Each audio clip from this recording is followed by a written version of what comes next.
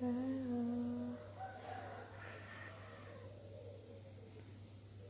kita nunggu Mbak Ica live dulu.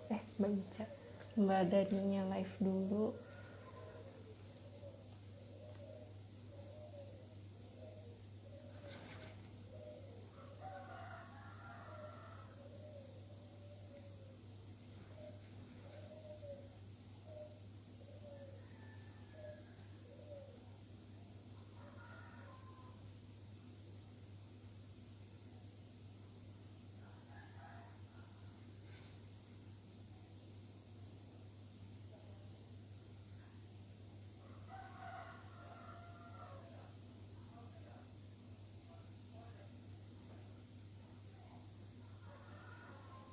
Nah, Mbak Daninya udah.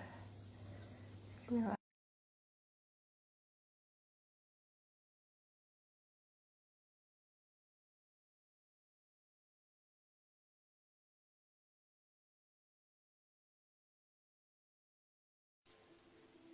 Nah, udah bagus. Alhamdulillah. Akhirnya Halo kelihatan. Mbak Mega. Halo. Dia Assalamualaikum. ya ampun. Waalaikumsalam. Kita dulu di satu pelatihan itu Iya. ya. Akhirnya kita bertemu ya. Terus Iya. gara-gara aku kepoin klinik Jasmine, kok kayaknya nggak asing ya sama nama Instagram ini dan wajahnya. Muka aku.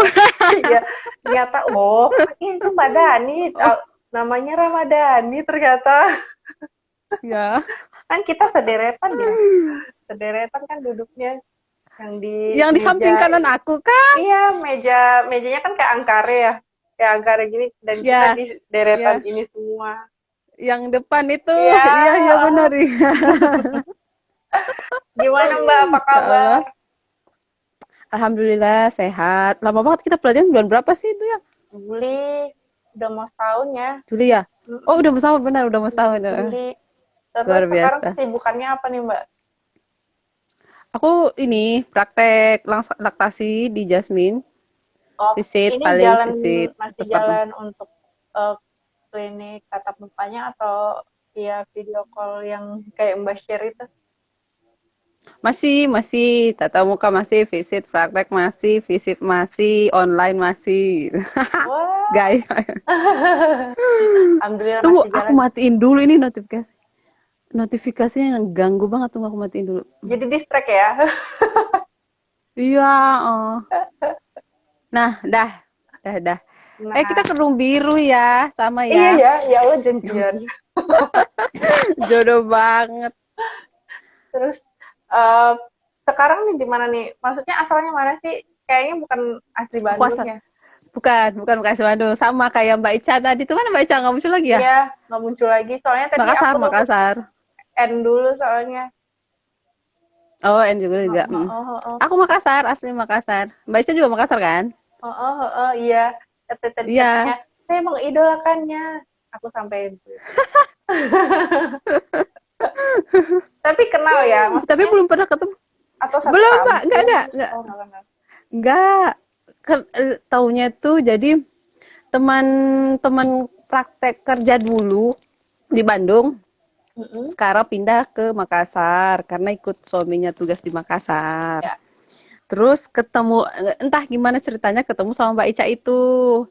Nah, terus kata temanku ini, aku juga ada teman orang Makassar, namanya Kak Dani, katanya gitu, tapi karena di Bandung. Jadi kenal ya? Iya, akhirnya jadi kenal di situ. Terus cuman chat tag nge-like share komen-komen lah di Instagram gitu. Belum ketemu, kemarin pas pulang nggak ketemu. Jadi tahun ini nggak bisa pulang ya ke Makassar. Ya, aku baru datang justru. Oh, baru datang. Dan nggak boleh datangnya nggak boleh pulang. Itu dia baru datangnya itu dari awal bulan sih, sebelum lockdown. Aku udah nyampe Bandung, pas nyampe Bandung lockdown ya, nggak bisa pulang. Iya. Tapi ini kayaknya sebenarnya lancar aja sih ini live-nya. Cuma gambar Mbak tuh jadi kayak dicepetin gitu loh. Kayak hyperlapse. Iya. Makanya. Kenapa? Tapi suaranya ini jelas. Jelas. Nah, ini udah enggak. Uh-uh. Oke. kita mulai nggak aja apa-apa ya. lah ya. Kita Gampang. udah Iya. mulai dulu ya. Bismillah, hari ini Oke. tuh kita bakal bahas temanya apa yang kemarin di flyer, tips anti galau meningkatkan produksi ASI pada Iya. buku. Nah, hari ini tuh special guest-nya adalah Mbak Dani ya, Halo. yang kutemukan di Instagram. Sekarang Mbak Dani, Padahal kita pernah ketemu. iya, padahal pernah ketemu dan akhirnya kayaknya bisa nih diajak join untuk kolaborasi apa tips-tips menyusui ya, karena sebenarnya tuh Mbak Dini di Mm-mm. sini tuh banyak konselor ASI, cuma Mm-mm. mereka tidak bisa fokus karena punya tugas utama. Jadi kayak dokter laktasi itu ada, dokter umum laktasi juga Mm-mm. ada. Cuma untuk bisa ngasih konsultasi ke pasien itu sulit gitu. Maksudnya kesibukan mereka Oh sudah gitu. ada. Iya benar. Terus banyak Mhm. yang WA, Nggak buka praktek laktasi. apanya? Aku belum ikut pelatihan. Oh, baik, Iya, ikutlah. Abis ini, iya. abis corona, abis COVID. Aturannya sih Maret, cuma Mhm. iya Maret Mhm. kemarin itu akhir Maret. Nah di situ kan pas awal-awalnya corona ya, jadi insya Allah sih Mhm, bener, bener, September. bener. Jadi Oh, ya dimajuin sampai September. diundur dari tadinya Oh. Juni malah jadi September Mhm. ya. Alhamdulillah Nanti kita lah ya. ketemu lagi ya. Aku mau ikut lagi tuh. Oh iya, mau refresh Tapi lagi. bukan eh buk, ap- yang lain lagi, tapi masih perinasi. Perinasi ya kan Ya ikut apa? benar. Karinasnya mau Heeh. ambil MPASI ya. Mhm, mhm. Oh oke, insya Allah bisa ketemu. Iya. Oke, sekarang Mbak coba Oke. perkenalan dulu sama teman-teman. Silakan. Heeh. Hmm. Oke, assalamualaikum semuanya. Jadi kita ketemu virtual aja ya, Hmm. karena keadaan kayak gini. Tapi sebetulnya ini loh ya, maksudnya jadi dapat ini baru, aktivitas baru Ya itu benar, kayak kayak gini, benar. ketemu kayak gini. Teknologinya dimanfaatkan betul-betul. Ya inilah pemanfaatan teknologi yang pas banget di selain dari Instagram, WhatsApp, Zoom, apalah semua seminar dikerjakan semua. Apa namanya, aku Dani, bidan di Bandung, terus konselor laktasi juga. Sekarang lagi praktek tuh tugas di Jasmine, terus aktivitasnya ya itu sibuk sih, sama bayi-bayi, sama-sama ibu lahiran, ibu menyusui. Terus ya visit, masih visit postpartum, terus apalagi ya, eh asli Makassar, tapi sekarang lagi di Bandung. Terus sekarang kita live bersama orang Batam. Jadi apa ya Salam sebutannya, mengudara ada ya. Batam Bandung. Udah kayak Iya, radio. sambung udara. Oke, Apalagi? ayo apalagi. Jadi ini aku mau kasih tahu Oh, dulu. itulah ya. Badan itu Mm-mm. bertugas di sebuah klinik yang aku incer-incer Mm-mm. dari dulu. Udah dulu. Jadi tuh dari zaman awal, enggak awal kuliah, aku belum tahu awal kuliah. Lulus kuliah, terus kan sempat kerja di rumah sakit 3 tahun, tapi sekarang Mm-mm. aku udah resign ya. Nah, terus waktu zaman-zaman masih kerja di rumah sakit, aku tahu klinik Jasmine itu ya karena punyanya Agim gitu. Makanya Iya, iya, iya. sampai pernah nanya adminnya ada lowongan enggak, sampai sengfans itu karena menurut aku visi Iya, misiku iya, iya. kayaknya sama nih sama klinik ini ya, tapi Mm-mm. rezekinya lain dan aku masih bisa Iya, iya, menemukan benar. pegawai yang bekerja di sana gitu. Alhamdulillah. Akulah. Alhamdulillah banget. Alhamdulillah. Oke nih, kita kan temannya itu tadi ya tips Mm-mm. anti galau, Ya. meningkatkan produksi ASI. Mm-mm. Nah, kita mulai masuk nih sama topik pembahasan hari hari ini gitu. Nah, Mm-mm. kenapa nih alasannya aku ngangkat tema ini karena tuh kebanyakan Mm. ibu-ibu tuh kan kalau misalnya asinya nggak banyak nih badan nih, dia Ya. Heeh. dia galaunya tuh bisa yang Ya. kemana-mana, bisa yang langsung, Mm-mm. Mbak, aku tuh asinya sedikit banget, kalau di pumping cuma Mm-mm. sekian, terus anakku tuh nggak puas, tiap nangis terus gitu. Itu tuh Ya. hampir setiap keluhannya tuh itu seperti itu gitu. Jadi aku tuh pengen kasih tahu Mm-mm. sebenarnya tips yang bikin nggak galau tuh soal produksi ASI itu apa. Nah, jadi aku datangkanlah pakarnya si Mbak Dani gitu. Aduh. Iya. Nah, jadi Jadi malu. bermula dari situ tuh aku kayaknya ini tuh bisa deh bisa diangkat jadi tema gitu. Nah, mulai nih sama Mbak Dani, aku pengen tanya nih, kan ibu-ibu di luar mungkin ada sebagian yang belum tahu atau baru mau belajar soal ASI. Nah, faktor-faktor nih yang bisa memperlancar atau meningkatkan produksi ASI itu apa aja gitu. Oke. Jadi ini aku kasih pengantar dulu ya. Ya, benar. Jadi belajar menyusui itu tidak hanya dikerjakan pada saat kita sudah masuk masa menyusui. Jadi bukan waktu sudah lahiran, tapi sudah dikerjakan persiapan menyusui sebelum lahiran, dan itu kuncinya banget. Kuncinya supaya nanti prosesnya akan jauh lebih mudah, lebih lancar, dan terhindar dari salah satunya galau, nyeri, sakit. Ya. Sebenarnya kegalauannya itu sebenarnya kalau mengerti tidak akan galau. Kalau tahu prinsipnya, tahu pelajarannya, materinya itu tidak akan galau karena punya alur kan. Kalau kayak gini harus gimana, kalau seperti ini harus gimana, prosesnya kayak gimana, nanti kesananya itu kan seperti apa gitu. Jadi tahunya udah dari tahunya dari sebelum lahiran harusnya ya. Nah, pesannya buat yang hamil ya, sudah mulai belajar tentang laktasi. Selama ini kan orang persiapinya apa coba? Menikah kan, sampai dekorasi, catering, pakai baju apa ya bagus, gitu. Make up-nya itu well prepare banget, detail sampai seserahannya apa, isinya apa dan lain sebagainya, itu kan detail sekali ya. Dan sangat jarang sekali, sampai sekarang tuh sangat jarang yang mempersiapkan tentang persalinan. Dari semua pasien yang saya jumpai, ya tidak ada, mungkin satu lah atau dua yang pernah, yang saya tanya terus bilang pernah sih, jawabannya cuma gitu, nggak ada yang ya udah belajar, saya padahal udah belajar, belum pernah ada kayak gitu. Biasanya kalau nanya, karena fokusnya mereka itu kan masih gimana nih persalinan aku ya, kayak gitu kan. Persalinan, iya betul, persalinan. Nah, makanya persiapan-persiapannya juga perlu, tapi kita kan dikasih masa kehamilan itu kan 9 bulan, panjang banget tuh 9 bulan. Nah, 9 bulan ini ngapain aja gitu. Di awal-awal kita udah siapin kehamilannya harus seperti apa. Nah, kalau persiapan kehamilan justru sebelum hamil kan. Sebelum hamil udah persiapan kehamilan seperti apa, udah tahu poin-poinnya seperti apa yang harus dikonsumsi, pemeriksaannya kayak gimana dan lain-lain. Kemudian masuk masa kehamilan sembari menjalankan yang sudah dipersiapkan sebelumnya, kehamilan ini kita mau menuju ke arah persalinan yang sehat, aman kan. Nah, sambil mempersiapkan persalinan, tentu di akhir-akhir mempersiapkan menyusui, indikatornya seperti apa yang perlu dikoreksi, apa yang perlu disiapkan di masa kehamilan untuk persiapan menyusui yang lancar, yang nyaman gitu, aman, nyaman, terkendali ya. Nah, satu, aku paling menitik beratkan pada persiapan persalinan. Banyak ya, aduh ini setiap kali ngomong tentang laktasi menyusui ya, itu selalu nyelipin sebelum lahiran deh gitu. Paling enggak, kalau sekarang bilangnya ke yang sudah lahiran, paling enggak nanti anak keduanya bisa mempersiapkan pada saat hamil misalnya, atau anak-anak ketiga, keempat gitu kan.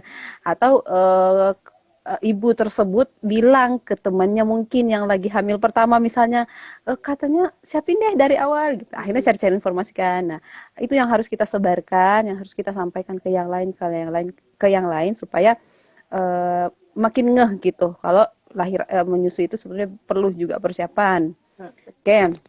Karena kalau ini menyusui itu, kalau kita sudah sampai di masalah atau misalnya udah bablas lah, sampai titik darah habis, udah lecet misalnya parah, udah produksi ASI turun, itu kembali lagi susah ya.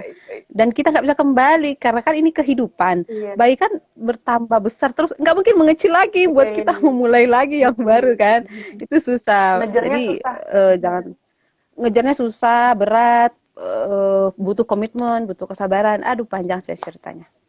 Oke, kita masuk tadi faktor-faktor yang memperlancar ya produksi ASI. Dari segi aku tidak hanya dari segi teknis, aku juga memfokuskan banget dari segi yang pertama itu keinginan dulu, keinginan kita sebagai ibu untuk menyusui bayinya total, tidak hanya sekedar oh habis lahiran menyusui bayi gitu, nggak hanya sekedar itu, tapi memang tuntutan kita atau kewajiban kita adalah memenuhi hak bayi, dan menyusu bayi itu adalah haknya gitu, haknya bayi, bukan hanya serta-merta rutinitas atau roles aja habis hamil, lahiran, menyusui gitu kan, Ya. tapi menyusui itu betul-betul hak bayi dan kita berkewajiban untuk memenuhi haknya. Lalu tentang menyusui laktasi ini ada di Al-Quran kita sudah pasti, dan semua agama yang ada itu ada dalam kitabnya masing-masing ya, jadi bukan Islam doang. Islam tuh sebetulnya banyak, berapa surah itu aku pengen tampilin slide-nya, tapi file yang kemarin itu lupa taruh di mana, harus ngoprek lagi. Harusnya tadi aku siapin, ini baru live baru langsung ingat, oh iya aku harus siapin file itu, ada sih tapi ini nah carinya repot lagi gitu ya. Yep.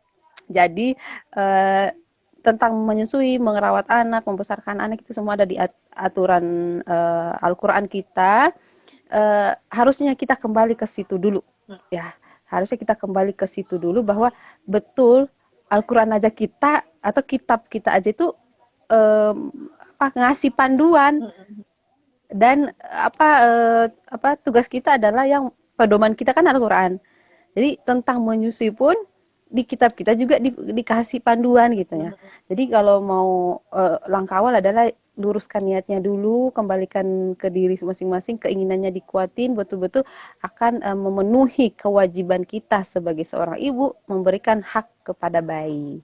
Itu ya yang pertama, keinginan yang kuat untuk ibu. Karena kalau nggak ada keinginan kuat, ketemu masalah, ya sudah gitu, ketemu udah nyerah gitu kan, terus nangis galau cerita gak ada gunanya, maksudnya bukan gak ada gunanya, kalau sudah terjadi bukan menangis, bukan galau, tapi gimana solusinya gitu. Ya, betul. Karena kalau kita bergalau-galau nggak beres ya, galau masalah akan muncul lagi, dan satu lagi, jangan katanya gitu ya, katanya ini, katanya itu, pokoknya telusuri betul-betul, cari penyebabnya apa, yang dari yang kompeten, misalnya dari konselor laktasi, dari dokter laktasi, dari bidan, dari tenaga medis yang mengerti tentang laktasi, itu diluruskan. Jadi bukan cuman kata ibu sebelah, kata teman saya, kata itu, nggak rekomen sekali. Betul. Nggak, jadi jangan kata-katanya.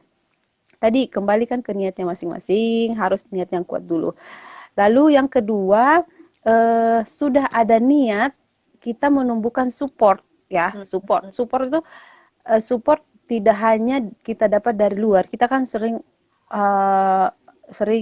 dengarnya tongehnya itu supportnya dari misalnya dari keluarga, dari suami misalnya kan. Tapi yang utama adalah support diri sendiri gitu nah. Support diri sendiri. Kita untuk dapat waras menyusui itu diri sendiri dulu gitu. Sudah ada niatnya nih. Ya, udah ada niatnya nih, tapi kalau tidak ada support yang kuat dari dalam hati, dari dalam diri itu susah, kan? Lalu kalau misalnya udah banyak supportnya, udah dari suami, udah keluarga, udah, tapi kita tidak punya support sendiri, tidak punya tujuan sendiri, tidak punya keinginan sendiri, akhirnya nggak berhasil juga, mau siapapun yang ada di lingkungannya, mau segimanapun supportnya dari lingkungan, dari suami, dari keluarga, tapi kalau diri sendiri nggak punya support sendiri, itu akan susah untuk proses memperlancar produksi ASI-nya atau proses menyusuinya. Nah, tadi support diri sendiri, yang kedua ya support diri sendiri, support suami penting juga sih ya. Jadi bareng-bareng, bukan hanya salah satunya. Kalau cuma suaminya yang pengen, istrinya nggak mau, ya mau gimana kan? Kalau cuma istrinya yang nggak mau, ya istrinya yang mau banget nih ASI eksklusif nih, atau ASI 2 tahun, ASI full misalnya. Tapi suaminya, ya udah aja sih, ngapain repot-repot, kan harus kerja. Itu racun sih sebenarnya. Iya, toksik banget. Jadi, iya toksik banget. Itu makanya ini itu penting sekali, bukan hanya sekedar teknis, tapi support. Ibu-ibu itu cuma dibantu gendong bayi itu, aduh senengnya. Atau disuapin aja ya. Iya, ini aku pengen nih ada bapak-bapak yang ada di sini nih. Iya. Jadi iya. Jadi disuapin itu udah nggak usah yang gimana harus gimana, enggak. disuapin, udah diambilin minum, udah dipenuhin kebutuhannya deh. Kebutuhan apa sih yang setelah lahiran itu? Nah, pada saat kehamilan itu udah dicari tahu. Suami tidak hanya sekedar menemani ya, tapi sebenarnya istriku nih butuh apa sih sebetulnya gitu. Jadi kita juga istri juga tidak uh, ini kamu harus ini, kamu harus ini, kamu harus. Tapi suami itu kalau punya inisiatif sendiri itu jauh lebih keren loh. Dan Iya. sudah berinisiatif aja udah istri sudah wow, berarti suaminya istrinya tuh merasa, ibu tuh merasa uh, kehadiran suami ada, supportnya ada, dan betul-betul ditemenin gitu. Ya, Jadi nambah percaya diri ya. jadi ada nambah percaya diri, dan itu penting sekali. Jadi nambah percaya diri, nggak harus ngapa-ngapain. Kadang tuh suami nggak harus ngapain, cuman ini nge-support aja itu udah percaya dirinya udah keren banget. Lalu selain dari suami juga ada lingkungan atau misalnya yang ngasuh di rumah, ibu, mertua, tantenya, tante banyak Ya. saudara kita, tante-tantenya bayi, itu Temennya. tuh penting juga ya untuk support. Karena misalnya gini, kita lagi mau nyusui, terus pas bayinya nangis, ternyata neneknya misalnya nggak suka denger bayi nangis, itu kan jadi repot. Iya. Itu kenapa Masalah sih kamu baru. nggak ada ASI ya? Iya, masalah baru jadinya. Kenapa sih nangis mulu? Apalagi ada yang punya emosi tersendiri kan, kita nggak bisa menyamakan semua, kita nggak tahu keadaan sekitar kan, maksudnya yang bagi yang udah tahu dalam itu mungkin bisa menyelesaikan, memaklumi, tapi kalau yang baru, apalagi misalnya baru di keluarga itu, baru datang sebagai menantu, hamil, melahirkan, dan permasalahannya muncullah satu-satu. Nah, ada juga nih yang neneknya tidak senang dengar anak menangis gitu, bayi menangis. Kan susah ya bayi tidak menangis kan. Makin antri makin Itu bagus ya. Kalau makin iya antri bener. makin bagus Gimana ya? harapannya. Iya, harapannya tuh bayinya tuh diem gitu. Kan nggak bagus juga ya, maksudnya gimana? Nggak bisa juga. Tapi kita nggak bisa mengatur sedemikian rupa bayinya diem jempleng aja, nggak.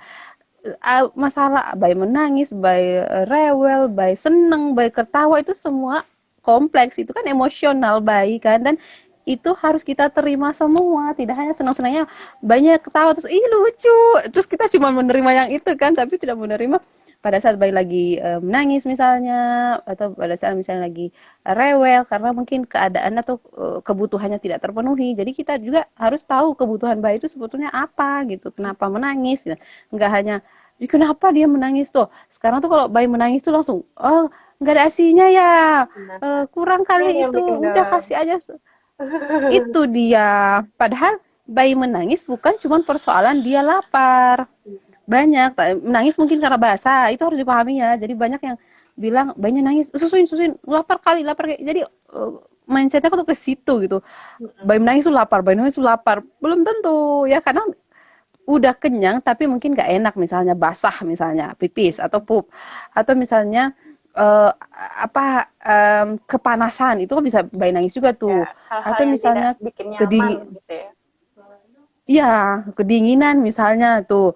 Nah bisa juga misalnya, terus apalagi nggak enak, pengen dengar suara ibunya, pengen digendong aja, pengen pengen ada interaksi, pengen dipeluk aja sama ibu, itu kan hal-hal yang bisa bayi bikin menangis gitu kalau tidak dipenuhi. Nah itu harus tahu juga di situ.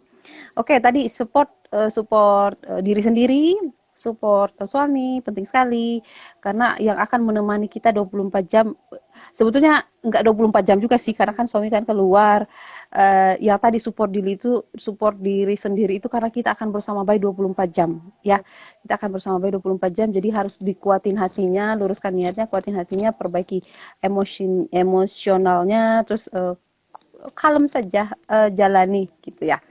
Support suami itu penting sekali untuk mengamankan keadaan, memenuhi kebutuhan, membantu sedikit-sedikit, menemani kalau misalnya terbangun di malam hari, terus misalnya nenek bisa bantu buat gendong atau buat sekedar dilihatin doang kalau misalnya ibu lagi pengen ke kamar mandi misalnya, atau lagi makan, atau lagi pipis, sesederhana itu.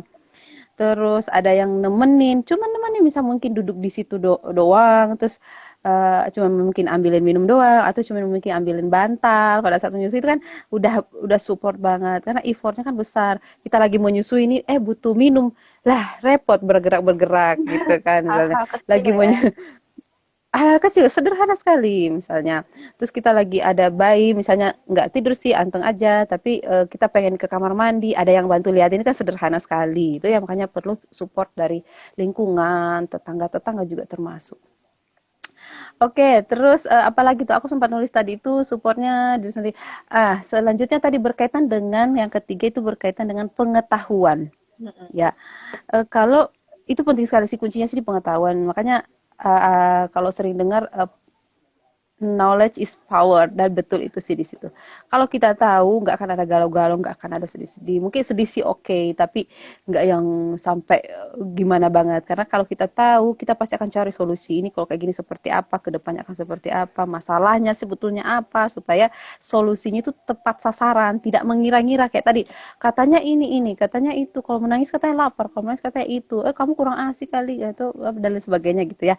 Jadi pengetahuannya. Dan pengetahuan ini hendaknya udah diambil nih, udah dipelajari dari semenjak kehamilan. Bahkan kalau yang belum menikah pun, aku ada ini loh yang follow juga.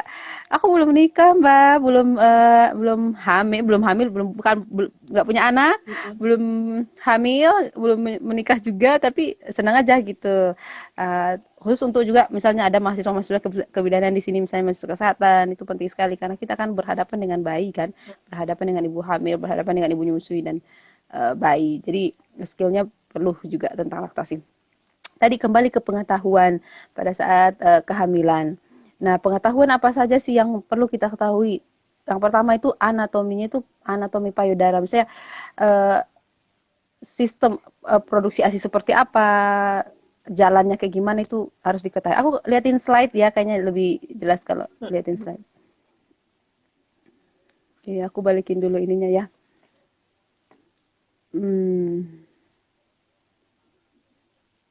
Nah, ini. Jelas kelihatan ya. Iya, tapi jadi kita harus tahu, mesti tahu nih. Mbak landscape berarti. Soalnya Ya, aku landscape. Oh, coba gini. Nah, ya betul. Oke. Nah, gini ya. Nah, ini salah satu perlu mesti kita kenal dulu diri kita nih, kenal dulu payudaranya, misal gini ya. Nah, mana kursornya? Ini misalnya tahu ini tempat kantong ASINya, fungsinya apa, tempat produksi ASI, di sini prolaktinnya bekerja, hormonnya kerja di sini, terus lingkaran ini ada ototnya, ini misalnya ototnya itu dipengaruhi sama oksitosin. Nanti kita bahas fisiologinya seperti apa, pengaruhnya dengan yang ini ya. Terus areolanya kita mengenal ini, putingnya mengenal. Kenapa harus kenal areola? Supaya nanti kan menyusui itu bayinya semaksimal mungkin areola masuk. Lah nggak tahu areola yang mana kan bingung. Ya kan? Terus sekarang putingnya puting aku nggak ada nih, datar. Bisa menyusui nggak ya? Nggak bisa menyusui deh, kayaknya nggak ada puting. Prinsipnya bukan begitu. Jadi prinsipnya itu menyusui di payudara, bukan menyusui di puting. Sehingga nipple atau nipple flat atau puting datar itu sebetulnya bisa menyusui juga. Dan itu aku sering jumpai ibu-ibu yang nipple flat sama sekali dan itu bisa menyusui, itu berhasil. Iya. Oke, kita lihat saluran-salurannya saluran-salurannya, misalnya ini di sini, terus ini kantong-kantong ASINya itu kita kenal. Ini ya, yang ini bagian dalam ini tempat produksi ASI, nanti ASINya akan di sini disalurkan ke sini, ototnya ini yang bekerja untuk merah ASINya keluar. Ya, terus nah ini tahapan ini yang perlu diketahui juga, tahapan produksi ASI seperti apa. Jadi dalam menyusui itu kita punya kita perlu, aku bacain aja ya. Ya, kita perlu hormon 2. Jadi pada saat menyusui itu kita perlu 2 hormon. Yang pertama hormon prolaktin. Prolaktin itu tugasnya untuk produksi ASI. Ya. Dan yang kedua hormon oksitosin, tugasnya untuk keluarin ASINya. Ya, jadi tidak bisa salah satunya, dua-duanya perlu. Kadang payudaranya penuh, banyak bengkak, tapi kok di perah nggak ada, disusuin sama bayi kok nggak dapet. Payudaranya bengkak-bengkak aja, berarti sebetulnya ada ASI, tapi tidak keluar. Bisa jadi karena hormon oksitosinnya tidak aktif, sehingga otot yang tadi di anatomi payudara itu, ototnya itu tidak bekerja, tidak kontraksi untuk merah si ASINya keluar. Ya, jadi 2 hormon ini kita harus paham betul. Kalau dan pegang itu aja deh untuk menyusui deh 2 hormon. Gimana caranya buat ngaktifin 2 hormon ini? Oke, yang pertama hormon prolaktin. Prolaktin itu aktifnya pada saat bayi menyusu ke payudara. Jadi aku pakai Phantom ya. Nah, Nih, prolaktin itu muncul kalau Siapa yang bulat-bulat itu? prolaktin itu, iya kan? Nih, prolaktin itu muncul kalau banyak hisap ke sini, ya, hisap ke sini. Jadi Harus ada rangsangan kuncinya berarti ya, apa? Mbak. Betul betul betul sekali. Jadi rangsangan ke payudara ini, ya. Itu fungsinya oksitosin. Lalu sorry, prolaktin untuk produksi ASI banyak harus lep ke sini. Yang kedua, pada saat bayi lep ke sini itu juga ada rangsangan oksitosin. Oksitosin itu kayak persalinan hormon cinta, hormon kasih sayang, hormon lihat bayi itu kan pada saat menyusui itu kan senang. Kita senang, oksitosin yang naik tuh. Lihat bayi nyaman menyusui puas, kita juga merasa bangga, merasa nyaman gitu ya, asinya keluar merasa wah bayinya mendapat, kita udah memberikan yang bayi mau gitu, kebutuhan bayinya, jadi kita merasa support, kita merasa oke, maka oksitosinnya akan naik. Nah, dua hormon ini diaktifkan, oksitosin happy, raman, relax, apa tidak khawatir, happy happy saja, itu yang akan meningkatkan hormon oksitosin. Perkara yang menghalangi faktor, sebenarnya faktor untuk menghambat ya, tadi lanjut lagi yang kisi-kisahnya ya, faktor untuk yang menghambat produksi ASI itu ini dia apa, oksitosin misalnya, penghambatnya apa, tadi kan harus tenang, nyaman, happy gitu kan, tidak sakit ya. Penghambatnya apa? Rasa cemas, takut, khawatir, depresi, ketakutan yang berlebihan, itu yang menghambat sebetulnya. Jadi menyusui itu 90% psikologis, 10% fisik. Nah, ya. Pegang itu dulu, pegang itu dulu. Saya posting. Dan ya, itu memang jadi ya, prinsipnya, Mbak. Betul. Jadi pegang itu dulu, 90% psikologis, 10% fisik. Fisiknya udah ada, ibunya ada, payudara ada, puting areolanya bagus misalnya. Terus ibunya, bayinya ada gitu kan. Fisiknya ada nih, misalnya nggak ada masalah juga pada oromotor bayi, tari lidahnya juga nggak ada masalah. Oke, saja semuanya udah ada. Nah, kalau ada masalah menyusui berarti kembali ke psikologisnya. Psikologis termasuk rasa cemas, khawatir, takut, panik ya. Ketakutan apa sih? Ketakutan itu biasa muncul karena ketidaktahuan, ya. Tidak tahu kalau misalnya bayinya menangis karena apa, itu jadinya takut. Nah, takut misalnya tidak cukup ASI misalnya, atau panik kalau misalnya bayinya menangis. Misalnya itu paling sering tuh, apalagi ibu muda itu bayinya nangis, kenapa nih, kenapa nih, kenapa nih, kan repot, semua keluarga itu langsung heboh, bayi menangis tuh, kenapa gitu. Nah, kalau kepanikan itu sebetulnya salah satunya adalah ketidaktahuan. Kenapa bayi menangis? Maka itu dari awal saya sampaikan tadi, kalau sebelum lahiran itu sudah tahu kebutuhan bayi seperti apa, tanda-tandanya seperti apa, ciri-cirinya seperti apa, kalau menangis itu kayak apa yang harus dievaluasi, diobservasi gitu. Dicicil ilmunya gitu ya, Mbak. Betul. Karena kalau berbicara laktasi, oh my God, ini pelatihan aja 40 jam dan konsul. Ya. Panjang sekali, panjang. Aku kalau bawain workshop itu 1 hari nggak cukup. Kadang 1 hari tuh mulut. Kompleks ya, Mbak. Karena kompleks, ya, banyak. Kita harus jelasin anatomi, fisiologi, terus di lapangan, segala macam kan ya. Jadi itu nggak. Iya, betul. Nggak apa, cukup. Nggak waktu cepat. Nggak waktu cepat. Dan kadang kalau kita udah belajar cepat nih, nanti lupa lagi, yang kemarin tuh gimana, sehingga dicicil lagi dikit, akhirnya misalnya ketemu teman, masalahnya apa, terus kita, kalau masalah kayak gitu harusnya gimana ya, mana tahu nanti saya keadaan seperti itu, kan. Nah, jadi udah cari tahu dari awal. Ya, misalnya dengar tuh, anaknya tetangga, misalnya ada anaknya teman, atau istrinya teman saya, terus yang menyusui terus gini, terus kita jadi, itu kenapa ya? Harusnya gimana ya kalau kayak gitu? Akhirnya cari tahu kan. Nah, pada saat kita mengalaminya, paling nggak stres-stres banget sih. Karena udah tahu, karena ada masalah seperti ini. Harus kayak gini, solusinya kayak gini gitu. Ya. Jadi pengetahuan, 90% pengetahuan. Iya, psikis dan psikologis. Nah, aku liatin lagi. Psikologis itu kan berpengaruh kepada respon hormon ya, karena kita pegang hormon tadi. Nah, aku liatin ininya, slide-nya. Sebentar. Nih ya. Nah, pada saat bayi yang tadi aku bilang, kalau bayi itu harusnya nempel ke payudara, menyusu langsung ke payudara untuk menaikkan 2 hormon tadi. Jadi pada saat bayi menyusu ke payudara, refleksnya itu langsung ke otak. ya masuk ke peredaran darah, stimulasinya ke otak. Otak itu kayak macam gini nih. Nah, ini otak kita perempuan di sini nih, di sini tempat produksi dua hormon tadi. Nah, kalau ini dibesarkan jadinya kayak gini, ini otak kita. Ini kalau dibesarkan lagi tadi yang kecil ini jadinya tempatnya di sini, jadinya ke sini. Ah, ini ya. Hipotalamus namanya, ada anterior, ada posterior. Ini anteriornya, di anterior itu ada yang kita perlukan nih hormon prolaktin. Nah, posteriornya ada yang kita perlukan oksitosin. Ya, jadi kerjanya adalah di otak. Ini tuh sebetulnya otak. Ya, makanya kenapa nggak boleh stres? Kalau kita stres, otak di sini yang bekerja. Ya, step panik, takut, cemas, otak sini yang bekerja. Kalau otak atas yang bekerja itu yang di dalam itu otak tengah ini tuh ngeblok nggak akan produksi, nggak akan bagus kerjanya. Karena diambil alih, kerjanya diambil alih sama yang di sini. Karena tadi misalnya stres, takut, cemas, khawatir udah menumpuk di sini. Akhirnya yang di bawah ini, yang di dalam ini dia ngeblok, nggak akan mengeluarkan hormonnya tadi. Ya, jadi saling ngeblok gitu.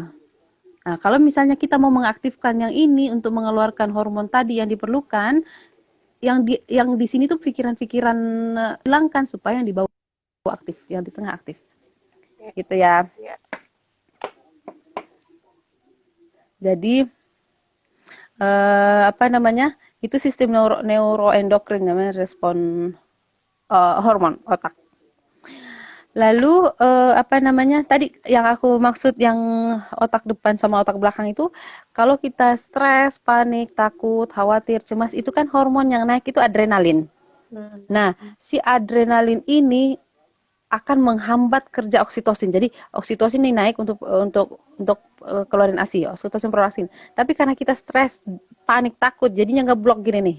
Nah, jadi yang naik itu adalah adrenalin, oksitosinnya akan turun. Tidak akan ada produksi ASI atau pengeluaran prolaktin dan oksitosin, levelnya jadi rendah dan akan mempengaruhi produksi ASI. Nah, untuk mengembalikannya, kita harus turunin hormon adrenalin ini. Gimana cara adrenalin ini turun? Stresnya harus hilang, khawatirnya harus hilang, kecemasannya harus hilang, turun, sehingga oksitosin yang punya jalan naik. Ya, jadi oksitosin adrenalin itu gini-gini, apa kalau bahasa Sunda itu pahalang-halang. Ya, yang mana yang dominan? Kalau dominan senangnya, dominan happy-nya, dominan semangatnya, ini akan naik. Oksitosin akan naik. Tapi kalau dominan stresnya, mungkin adalah ya kepikiran, kita nggak bisa hilang kontrol banget, hilang pikiran kalau gini-gini dan lain sebagainya kan. Tapi yang mana yang dominan? Kalau dia dominan cenderung stres, dia akan adrenalinnya akan justru naik dan menghambat hormon oksitosin dan prolaktin. Oke, itu tadi ya. Jadi apa namanya itu peran hormon, harus paham di situ dulu. Jadi sistemnya dari situ supaya nanti ke bawahnya enak. Gimana sih untuk naikin produksi ASI? Gimana sih biar ASInya banyak nih? ASInya banyak nih, kembali ke fisiologinya. Kembali dasarnya itu dari mana? Ya, kembali ke hukumnya. Hukumnya udah ini nih. Jadi kalau kita mau naikin produksi ASI, nah hukumnya harus kayak gini. Banyak nyusuk langsung ke payudara atau sistem payudara kosong. Payudara kosong itu dengan catatan perlekatannya optimal kan. Kalau perlekatannya optimal, payudara akan kosong, maka akan produksi ASI naik. Karena untuk produksi ASI itu sesuai permintaan. Berapa yang diambil, gitu yang diproduksi. Kalau diambilnya sedikit, yang diproduksi juga sedikit. Kalau diambilnya banyak, yang diproduksi juga banyak. Jadi kira-kira bahasan kayak gini. Kalau diambilnya sedikit, otak itu bilang gini, nggak usah produksi, yang tadi saja tidak habis. Oh iya. Gitu ya. Jadi kira-kira bahasa kayak gitu. Kalau diambil banyak nih, dikeluarin terus, rutin, reguler, banyak dapat ASI banyak, otak itu bilang gini, kayaknya harus produksi lebih banyak deh, karena yang tadi nggak cukup, maka naiklah produksi. Gitu ya. Jadi ingat di situ produksi ASI sesuai permintaan, berapa yang diambil begitu yang diproduksi. Berapa kita maunya produksinya banyak kan? Berarti kita harus ngeluarin si ASI itu banyak, reguler, rutin, menyusui langsung supaya keambil terus ASInya tuh, produksi akan naik lebih banyak. Nah, kenapa sampai sistemnya seperti itu? Karena ASI itu ada inhibitor. Inhibitor itu apa ya namanya? Penghambat. Dia betul. Penghambat, inhibitor penghambat yang menghambat produksi. Nah, maksudnya gini, kalau ASInya inhibitor ini ikut di ASI, ya. Kalau ASInya numpuk di dalam payudara, jadi itu yang bikin menghambat produksi naik. Karena ada di dalam. Nah, biar naik produksi, si inhibitor ini dikeluarin. Gimana cara ngeluarinnya? ASInya harus keluar. kan, aslinya harus keluar supaya inhibitornya keluar, akhirnya payudara kosong, maka respon ke otak, oh inhibitornya udah nggak ada tuh, nggak ada penghambat produksi, akhirnya naik produksi. Ya gitu ya, jadi itu hukumnya itu udah kembali ke situ. Oke, terus apalagi tadi anatomi, fisiologi laktasi, terus kita harus mengenal masalah-masalah menyusui, gitu ya. Bukan cuma senang-senangnya saja, oh senang menyusui udah bisa lancar dan lain sebagainya. Karena ada keadaan-keadaan tertentu yang mungkin kita akan diperhadapkan dengan masalah. Kalau nggak ada masalah sih oke-oke saja ya menyusui lancar, hayu aja. Maaf dengan senang hati banyak minta nyusu, tapi kalau kita yang ketemu masalah dan kita tidak mengenalinya, tidak tahu, akhirnya bablas ke belakang-belakang itu panjang ceritanya. Misalnya payudaranya penuh atau bengkak itu sampai keras banget kan, keras sampai keras, terus udah gitu karena keras tidak tertangani nih, nggak ngeh sama masalahnya kan, tidak tertangani, akhirnya tersumbat, salurannya tersumbat. Udah tersumbat, nggak ngeh lagi, nggak tertangani lagi. Akhirnya jadi misalnya ada puting lecet misalnya. Puting lecet nggak tertangani lagi, si lecet itu jalan masuk infeksi bakteri misal. Kalau misalnya payudaranya tidak bersih, tidak dirawat dengan tidak dijaga hygiene-nya, bakteri masuk dan itu bisa memperparah hambatan. Si bakteri itu bisa menghambat atau menyumbat saluran. Makinlah jadi tersumbat. Makin lama ada bakteri itu, jadinya infeksi karena tidak tertangani lagi. Infeksi jadinya radang, merah, bengkak, panas, sakit dan lain sebagainya. Lama-lama tidak tertangani juga akan ada mastitis, ya.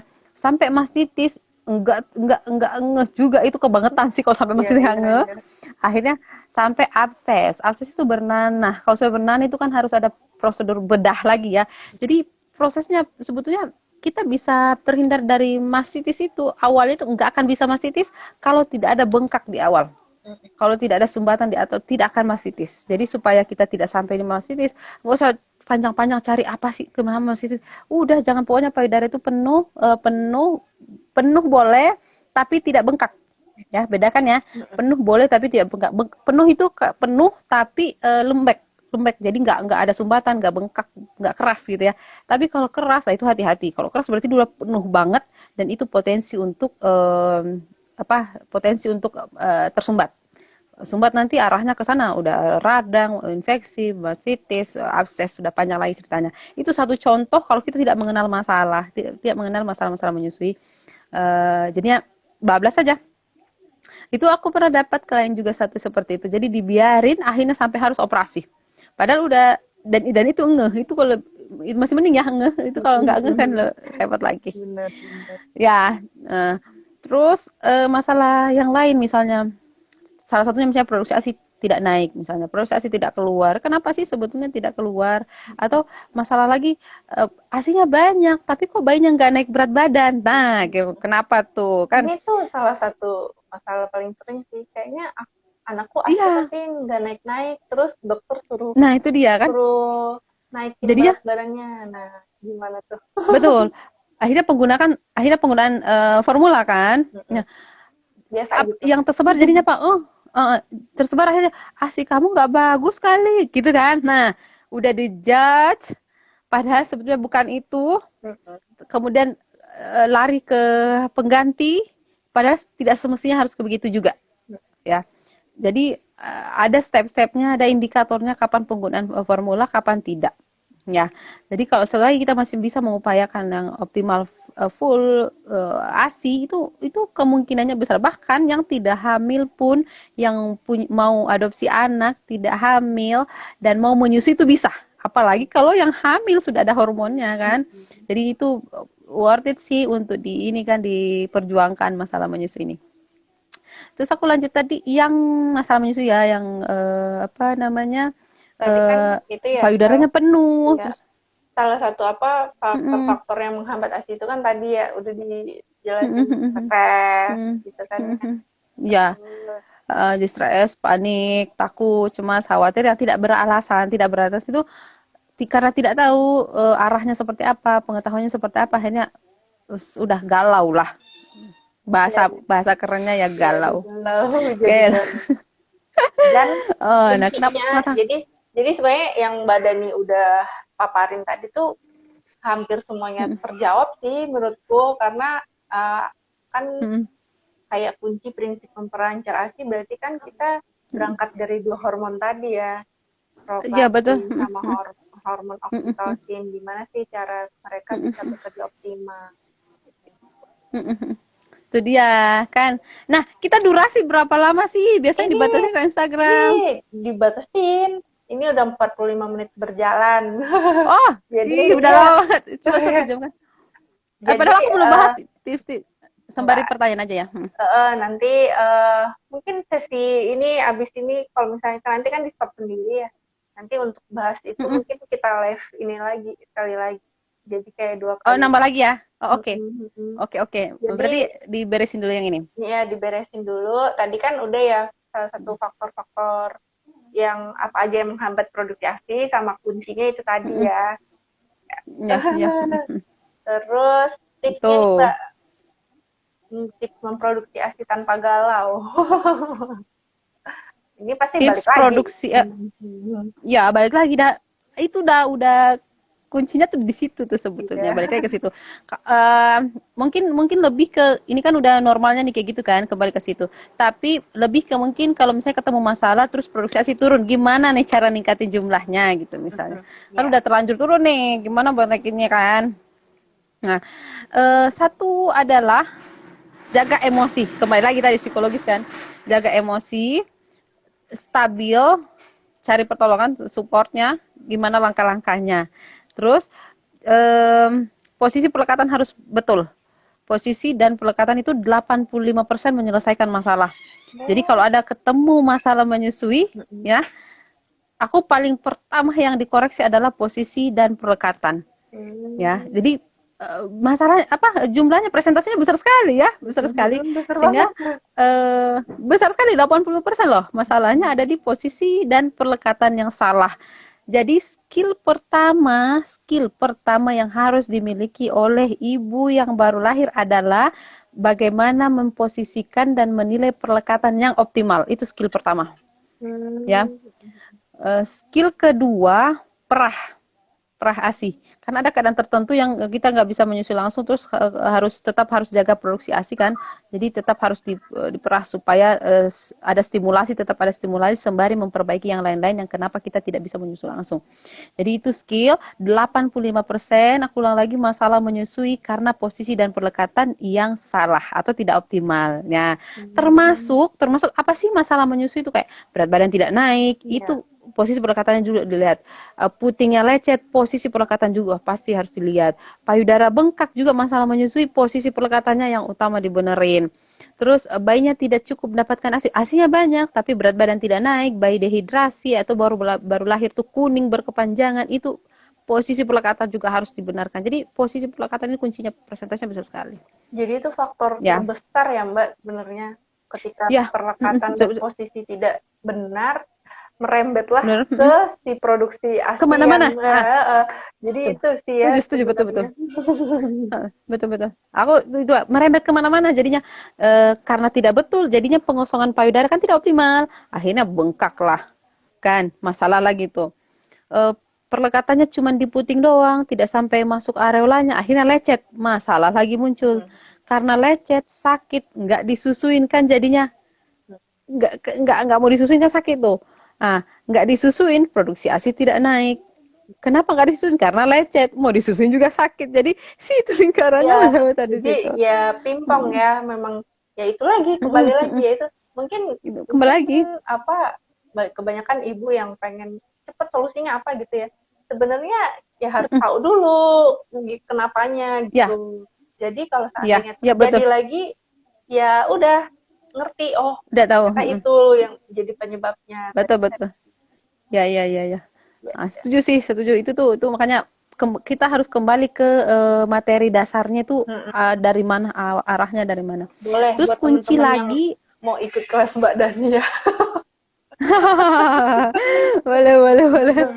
Terus lanjut, aku paling menekankan lagi tadi ya, aku paling menitik berat itu emosional ya, satu psikologis.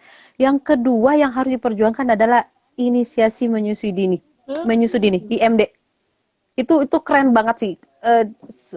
Waktu praktek di klinik ya, aku tuh tidak sengaja, bukan tidak sengaja, melihat bayi, memperhatikan bayi, melihat dari mereka yang semuanya IMD nih, semuanya IMD, karena memang kliniknya tempo hari itu memang mengusungkan IMD tuh bahkan sampai 2 jam.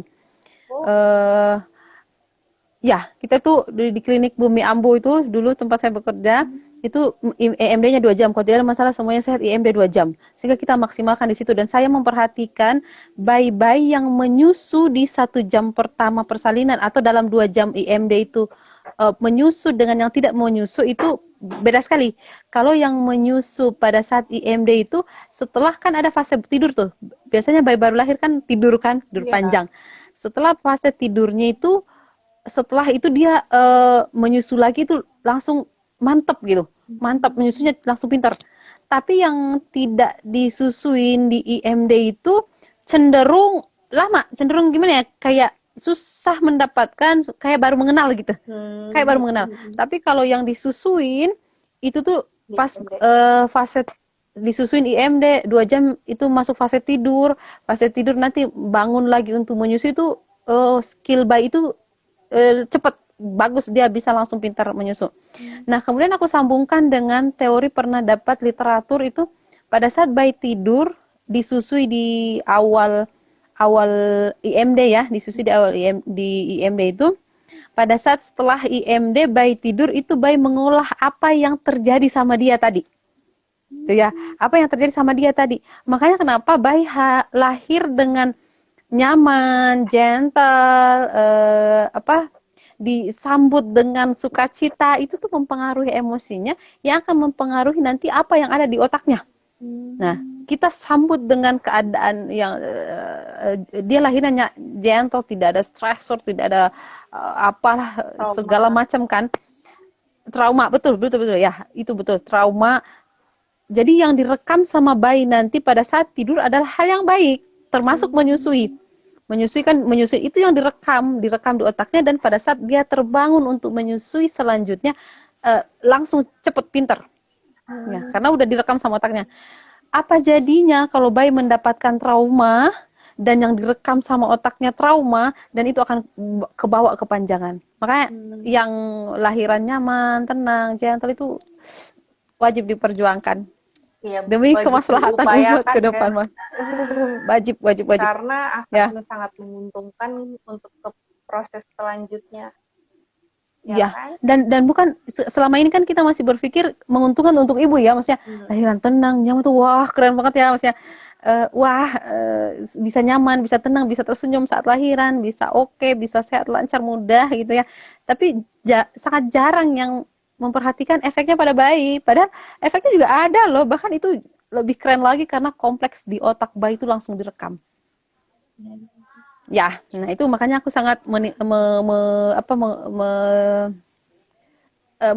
mengupayakan untuk sampaikan bahwa IMD deh, perjuangkan komunikasi dengan providernya, gimana IMD bisa nggak terlaksana di sini, kalau saya perlu IMD kayak gimana, bisa difasilitasi nggak, itu kita harus membicarakan sebelum masuk lahiran sebagai hospital tour, checklist hospital tour ya, checklist yang apa yang harus ditanyakan pada provider sebagai tempat persalinan, tempat yang akan dipilih sama kita untuk bersalin.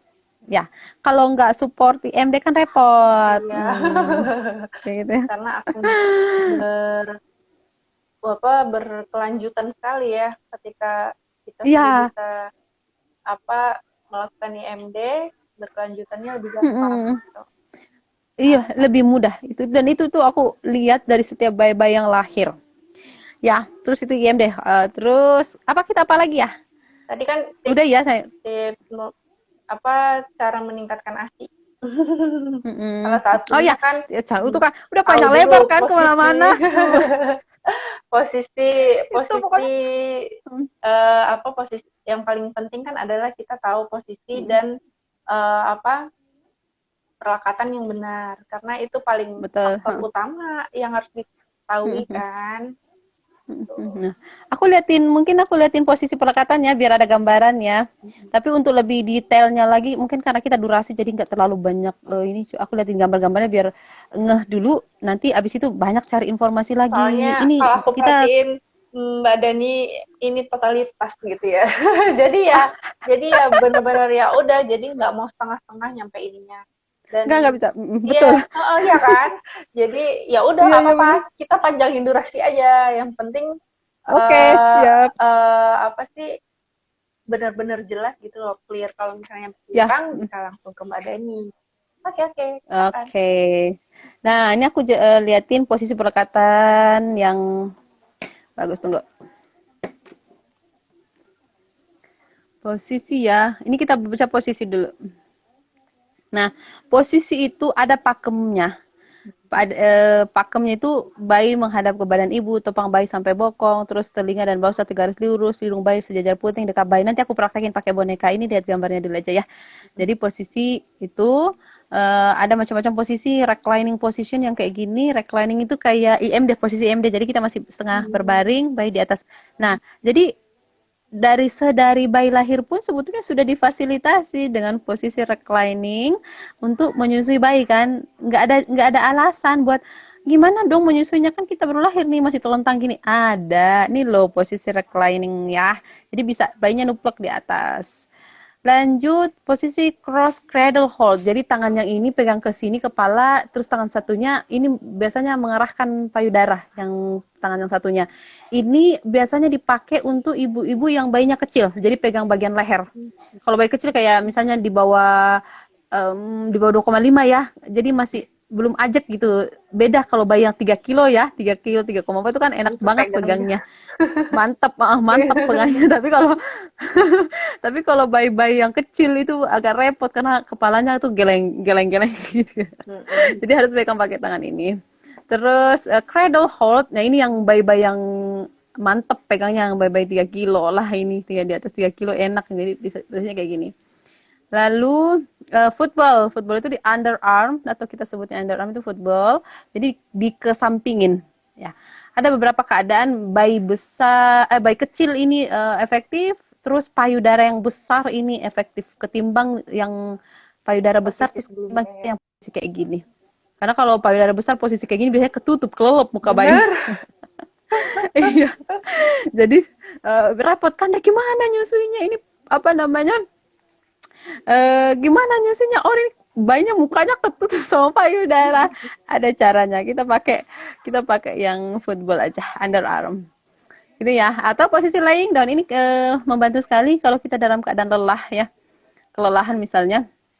Jadi bayinya di posisi miring, tiduran sambil miring, kita bisa istirahat, tapi bayinya tetap bisa disusuin.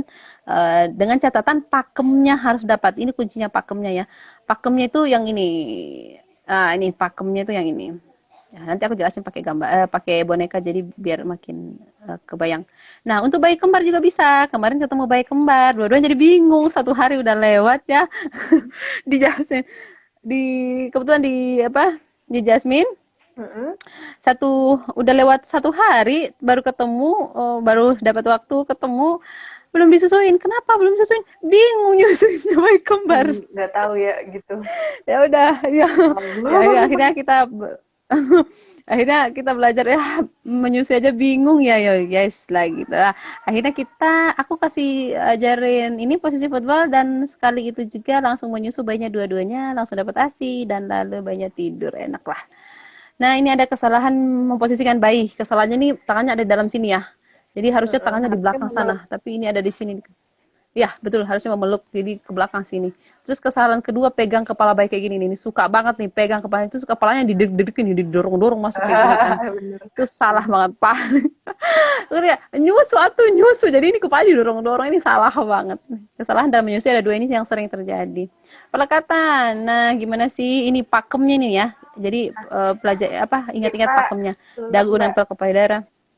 ini udah 24 apa yang 24 menit lagi, jadi aku end dulu, nanti aku sambung lagi. Nanti takutnya keputus. Oke, oke. Oke, oke. Oke. Ya, aku end dulu ya. Ya. Bentar. Ya.